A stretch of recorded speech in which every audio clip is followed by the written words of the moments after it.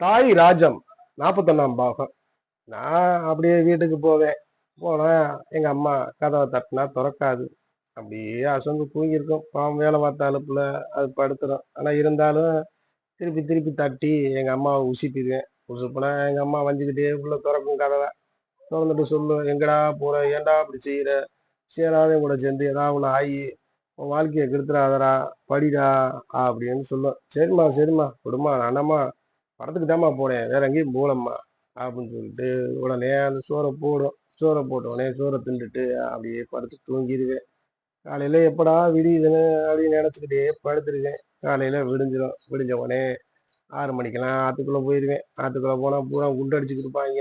ஆயிருக்கு வந்திருக்காங்களா இல்லையா, குண்டடிக்கிறதுக்காகவே காலையில கிளம்பி வந்துருவாங்க.